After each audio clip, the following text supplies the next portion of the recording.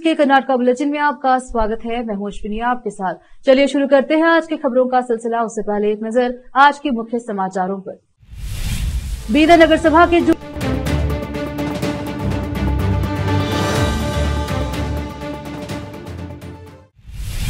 समाचारों का सिलसिला शुरू करते हुए देखते हैं समाचार विस्तार से। पहले समाचार स्थानीय।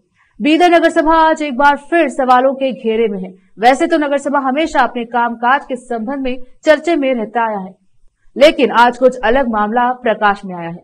बीदर नगर सभा के जूनियर इंजीनियर राजकुमार, जिनका आवास शहर के शिवनगर में स्थित है, वहां पर वह अपने निजी कामकाज के लिए नगर सभा के कर्मियों का इस्तेमाल कर रहे हैं। आज उनके आवास पर रही पानी की टंकी को नगर सभा कर्मी द्वारा साफ किया जा रहा था और एक अन्य कर्मी को कुछ काम में लगा हुआ था। नगर सभा के कर्मी अगर निजी काम अधिकारियों के घर में करते रहेंगे तो नगर सभा उनका वेतन क्यों बर्दाश्त करे। इस पर कार्यवाही होती है या नहीं, यह आने वाला समय पर निर्भर है। नगर पालिका आयुक्त, उप निदेशक पशुपालन और पशु चिकित्सा सेवा विभाग बीदर और पुलिस विभाग ने संयुक्त रूप से बीदर शहर के पुराने शहर और अम्बेडकर क्षेत्र में आवारा मवेशियों को एक कब्जे में लेकर उन मवेशियों के कान पर टैग लगाकर शहर के बाहरी क्षेत्र मैलार मल्लन्ना गौशाला में छोड़ दिया है। पशुपालन और पशु चिकित्सा सेवा विभाग के उप निदेशक ने कहा है कि वर्तमान मालिकों के लगभग 10 मवेशियों को कान में टैग लगाया गया है, टांटा पर रखा गया है। शहर में सड़कों पर मवेशी न सिर्फ लोगों के लिए परेशानी का सबब बन रहे हैं, बल्कि दुर्घटनाओं का कारण भी बन रहे हैं। जिले के प्रभारी मंत्री और सांसद ने नगर परिषद के अधिकारियों और पशुपालन विभाग के अधिकारियों को मवेशियों को पकड़कर गौशाला में छोड़ने का निर्देश दिया है। इसलिए मवेशियों को पकड़कर गौशाला में स्थानांतरित करने का काम चल रहा है। पशुपालन यह सुनिश्चित करे कि आने वाले दिनों में उनके मवेशी सड़क पर न घूमें। उन्होंने बताया कि सड़क पर मवेशी छोड़ने पर मवेशियों को पकड़कर गौशाला भेजा जाएगा तथा जुर्माना राशि मवेशी मालिकों को देने की कार्यवाही की जाएगी। इस अवसर पर नगर परिषद, पशुपालन एवं पशु चिकित्सा सेवा विभाग तथा पुलिस विभाग के कर्मचारी एवं अन्य उपस्थित रहे। रोकते हैं समाचारों का सिलसिला, लेते हैं छोटा सा ब्रेक। हिंदुस्तान के हर कोने में हम हैं मौजूद। 24 घंटे हालात पर गहरी नजर, खबरों से जुड़े चुपते सवालात और आपको दिखाता है धार्मिक, सामाजिक, राजनीतिक, लोकल और इंटरनेशनल न्यूज की सबसे बेहतर कवरेज, जो आपको रखती है हर पल बाखबर। देश और दुनिया भर की खबर के लिए देखते रहें KP news 24/7। Noor education trust Bidar की ओर से चलाए जाने वाला Noor MEd and BEd college Bidar, recognised by NCTE Delhi and affiliated to Bidar University Bidar. Admission are open for the academic year 2023-24. विशेषज्ञ और सक्षम शिक्षकों द्वारा शिक्षा प्राप्त करने के लिए नूर एमएड एंड बीएड कॉलेज में दाखिला लें और शांत वातावरण में शिक्षा प्राप्त करें। बीदर शहर में बेहतर शिक्षा का एकमात्र केंद्र Noor MEd and BEd college, Shahpur gate, Bidar. Phone numbers 9945283920, 8482221297। आज के इस कॉम्पिटिटिव दौर में बच्चों को अच्छी शिक्षा, अच्छा ज्ञान और अच्छे प्रतिभाओं की बेहद जरूरत है। इसके बिना बच्चों का अच्छे नागरिक बनना नामुमकिन है। अच्छी शिक्षा और अच्छा ज्ञान अच्छे स्कूल और कॉलेज ही दे सकते हैं। बीदर शहर में ऐसी ही बेहतर शिक्षा और ज्ञान देने वाले स्कूल और कॉलेज शरण बसप्पा अप्पा के नाम पर चलाए जा रहे हैं, जहां केजी से लेकर पीजी तक हर कोर्स उपलब्ध है। Lingaraj Appa engineering college Bidar AICTE approved and BTU affiliated, जहां पर सभी प्रकार के इंजीनियरिंग कोर्सेज उपलब्ध हैं और इसके अलावा MBA के सभी कोर्सेज यहां पर उपलब्ध हैं। एडमिशन ओपन हो चुके हैं। एडमिशन के लिए प्रिंसिपल डॉक्टर रीता पाटिल से संपर्क करें। Contact number 8792506036, 9739555023, 9986291615। उसी तरह Channabasamma BCA and BCom college AICTE approved, Goranalli Bidar. Admissions के लिए प्रिंसिपल डॉक्टर सतीश प्रतापपुर से संपर्क करें। कॉन्टैक्ट नंबर 9916 86464964, 8792506036 और शरण Basaveshwara residential PU college. Admissions के लिए कॉन्टैक्ट नंबर 9741213165, 9945571908, 8310108585, 9880388838। इसके अलावा Sharan Basava public school Goranalli Bidar affiliated to CBSE। Contact number 9742082996, 9945571908, 8050274555। इन सभी स्कूल और कॉलेजों में विशेषज्ञ शिक्षकों द्वारा बेहतर शिक्षा दी जाती है और छात्रों की प्रतिभाओं को बढ़ाया जाता है। यहाँ पर विशाल क्लासरूम्स के अलावा सभी सुविधाएं उपलब्ध हैं। खुले और बेहतर वातावरण में शिक्षा दी जाती है। अपने बच्चों को शिक्षा और ज्ञान का बेहतर तोहफा देना चाहते हैं तो इन स्कूलों और कॉलेजों में एडमिशन करवाकर अपने बच्चों को भविष्य के अच्छे और शिक्षित नागरिक बनाएं। आज ही अपने बच्चों का एडमिशन करवाइए और बच्चों के भविष्य को उज्जवल बनाइए। ब्रेक के बाद स्वागत है आपका, देखते हैं समाचार।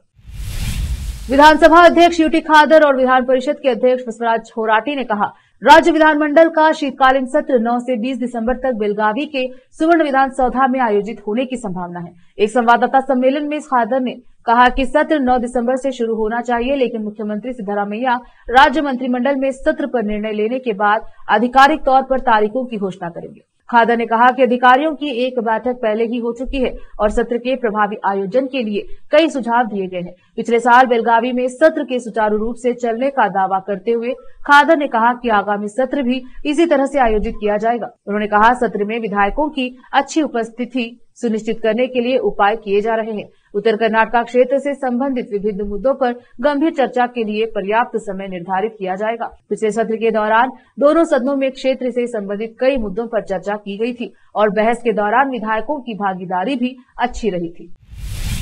बेंगलुरु पुलिस ने कुछ दिन पहले 3 इंजीनियरिंग कॉलेजों को भेजे गए बम की धमकी वाले ईमेल के सिलसिले में दार्जिलिंग से 48 वर्षीय एक व्यक्ति को गिरफ्तार किया है। बीकॉम ग्रेजुएट दीपांजन मित्रा को गुरुवार को गिरफ्तार किया गया। हालांकि कोर्ट द्वारा ट्रांजिट वारंट जारी न किए जाने के कारण आरोपी को जांच के लिए पेश होने का नोटिस दिया गया है। ऐसा Bengaluru city police commissioner B Dayanand ने मीडिया को बताया।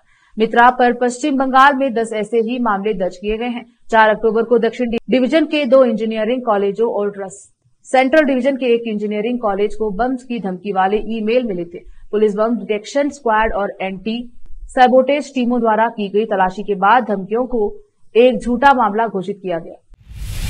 प्रवर्तन निदेशालय ने मैसूर में मुख्यमंत्री सिद्धरामैया की पत्नी पार्वती को 14 स्थलों के आवंटन में कथित भ्रष्टाचार के सिलसिले में शनिवार को लगातार दूसरे दिन भी मूडा कार्यालय पर छापेमारी जारी रखी। अधिकारियों ने बाहरी लोगों को मैसूर शहरी विकास प्राधिकरण मूडा परिसर में प्रवेश करने से रोक दिया। केंद्रीय जांच एजेंसी के अधिकारी CRPF सुरक्षा दल के साथ मैसूर स्थित मूडा कार्यालय, उसके तहसील कार्यालय और मामले के एक आरोपी देवराजू के बेंगलुरु के कंगेरी स्थित परिसरों पर शुक्रवार सुबह से छापेमारी कर रहे हैं। सूत्रों ने बताया कि एजेंसी द्वारा भूमि अधिग्रहण और आवंटन नीतियों के बारे में 3 दर्जन से अधिक प्रश्नों के उत्तर मांगने के लिए मूडा को कई पत्र भेजे जाने के बाद तलाशी शुरू की गई, लेकिन उसे कोई संतोषजनक उत्तर नहीं मिला। 30 सितंबर को ईडी ने लोकायुक्त की FIR का संज्ञान लेते हुए मुख्यमंत्री और अन्य के खिलाफ मामला दर्ज करने के लिए प्रवर्तन मामला सूचना रिपोर्ट ECIR दर्ज किया है।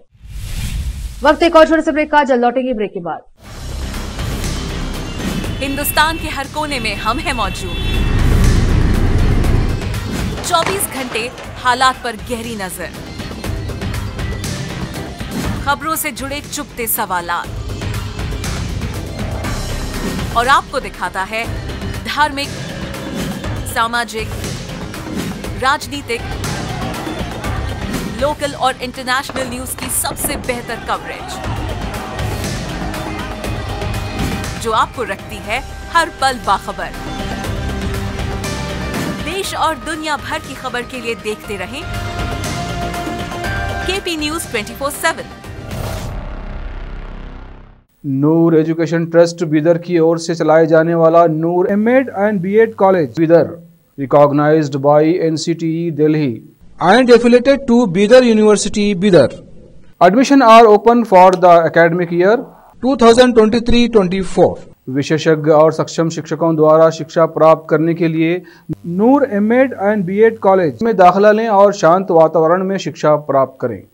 बीदर शहर में बेहतर शिक्षा का एकमात्र केंद्र Noor MEd and BEd college, Shahpur gate, Bidar. Phone numbers 9945283920, 8482221297।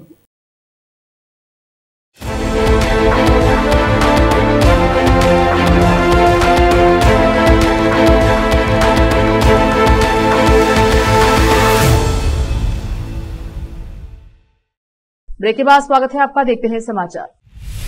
Bhajpa सांसद लहर सिंह सिरोया ने कहा है कि कांग्रेस सांसद जी कुमार नायक और ई तुकाराम को इस्तीफा दे देना चाहिए और क्रमशः मैसूर शहरी विकास प्राधिकरण मूड़ा और एसटी विकास निगम मामलों में स्वतंत्र जांच के लिए प्रस्तुत होना चाहिए। भाजपा सांसद ने आरोप लगाया कि मैसूर के तत्कालीन डिप्टी कमिश्नर कुमार नायक ने ऐसी जमीन का अधिग्रहण किया जो अस्तित्व में ही नहीं थी और इसी से घोटाला शुरू हुआ। उन्होंने कहा कि कुमार नायक को सिद्धरामैया के साथ तुरंत इस्तीफा दे देना चाहिए, जिन्हें उनके कार्यों से बहुत लाभ हुआ है। उन्हें स्वेच्छा जांच के लिए आत्मसमर्पण कर देना चाहिए। मुझे उम्मीद है कि प्रवर्तन निदेशालय और लोकायुक्त इस पर ध्यान देंगे और उनके खिलाफ निष्पक्ष कार्यवाही करेंगे। वाल्मीकि निगम घोटाला में ईडी ने अपने आरोप पत्र में कहा है कि निगम के धन का दुरुपयोग बल्लारी के मतदाताओं को रिश्वत देने के लिए किया गया। इससे कांग्रेस के बल्लारी सांसद ई तुकाराम मामले में फंसते हैं। उन्हें भी इस्तीफा देकर स्वतंत्र जांच के लिए खुद को प्रस्तुत करना चाहिए। भाजपा सांसद ने कहा, इस मामले में राज्य के वित्त मंत्री और वित्त सचिव पर भी गाज गिरेगी। भले ही आरोपी पूर्व मंत्री बी नागेंद्र ने जमानत मिलने के बाद उन्हें क्लीन चिट देने की कोशिश की हो। मुख्यमंत्री सिद्धरामैया ने 5 गारंटियों के कार्यान्वयन को सुव्यवस्थित करने के लिए अतिरिक्त मुख्य सचिव LK अतीक और सचिव PC जाफर सहित वित्त विभाग के शीर्ष अधिकारियों के साथ विचार विमर्श किया। बैठक में विभिन्न उपायों के माध्यम से सरकारी खजाने के लिए पैसे बचाने की योजना बनाई गई, जिसमें अयोग्य लाभार्थियों को बाहर करना शामिल है। इस बात पर भी चर्चा हुई कि फर्जी BPL कार्डों को हटाकर इस प्रक्रिया को तेज किया जाएगा, क्योंकि बड़ी संख्या में परिवार अन्नभाग्य योजना के लाभार्थी हैं। अधिकारियों ने बताया कि गृह लक्ष्मी योजना, जिसके तहत घर की महिला मुखिया को 2000 रुपए प्रतिमाह दिए जाते हैं, भी सरकारी खजाने पर बोझ बन गई है। बैठक में लाभार्थियों की संख्या में कटौती करने पर चर्चा की गई, ताकि केवल वास्तविक और जरूरतमंद लोगों को ही योजना का लाभ मिल सके। अधिकारियों ने सीएम को बताया कि गारंटी बोझ बन गई है और आगे का रास्ता खोजना एक कठिन काम है, लेकिन सरकार ने खर्च पर अपनी प्रतिबद्धता जारी रखी है। उन्होंने कहा, सिद्धरामैया ने वित्त की अर्धवार्षिक प्रगति की भी समीक्षा की। पाया गया है कि राजस्व संग्रह लक्ष्य की तुलना में 3% कम था। राजस्व संग्रह 46% की अपेक्षा के मुकाबले 42 से 43% है। बैठक में वित्तीय वर्ष 2024-25 के लक्ष्य तक पहुंचने के लिए आवश्यक उपायों पर चर्चा की गई। MLC इवान डिसूजा ने शनिवार को कहा है कि प्रवर्तन निदेशालय ईडी ने अधिकारियों द्वारा मैसूर शहरी विकास प्राधिकरण मूड़ा कार्यालय में की गई छापेमारी एक राजनीति से प्रेरित जांच है, न कि कोई कानूनी जांच। उन्होंने कहा है कि भाजपा नफरत की राजनीति में लिप्त है। मूड़ा कार्यालय में ईडी द्वारा की गई छापेमारी के बारे में पूछे गए सवाल का जवाब देते हुए उन्होंने कहा, केंद्र जांच एजेंसियों का दुरुपयोग कर रहा है और एजेंसियां केंद्र के इशारों पर नाच रही हैं। उन्होंने संवाददाताओं से कहा, मूड़ा घोटाले की जांच पर हमें कोई आपत्ति नहीं है। एक वकील के तौर पर मेरा मानना है कि ईडी कानूनी तौर पर इस मामले में हस्तक्षेप नहीं कर सकता, क्योंकि इस मामले में कोई वित्तीय लेन देन नहीं हुआ था। मूड़ा द्वारा केवल साइट आवंटित की गई थी। कर्नाटक के पूर्व मुख्यमंत्री और पूर्व केंद्रीय मंत्री SM कृष्णा को शनिवार सुबह स्वास्थ्य जांच के लिए बेंगलुरु के ओल्ड एयरपोर्ट रोड स्थित मणिपाल अस्पताल में भर्ती करवाया गया। अस्पताल द्वारा जारी बयान के अनुसार 92 वर्षीय पूर्व मंत्री की हालत स्थिर है और सोमवार को उन्हें छुट्टी दी जाएगी। इस वर्ष के प्रारंभ में अप्रैल माह में SM कृष्णा को तीव्र श्वास संक्रमण के कारण एक अन्य निजी अस्पताल के ICU में भर्ती करवाया गया था, जहां से उन्हें छुट्टी दे दी गई थी और बाद में उन्हें डॉक्टर सत्यनारायण मैसूर से उपचार के लिए मणिपाल अस्पताल में भर्ती कराया गया था। फिर से एक नजर आज के मुख्य समाचारों पर। बीदर नगर सभा के जूनियर इंजीनियर राजकुमार नगर सभा के कर्मियों का दुरुपयोग किया। बीदर शहर की सड़कों पर घूमने वाले मवेशी के मालिकों पर जुर्माना लगाया गया। कर्नाटक विधानसभा का शीतकालीन सत्र 9 से 20 कार्यालय पर छापेमारी जारी रखी।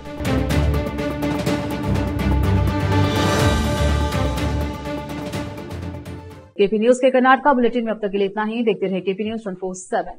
धन्यवाद।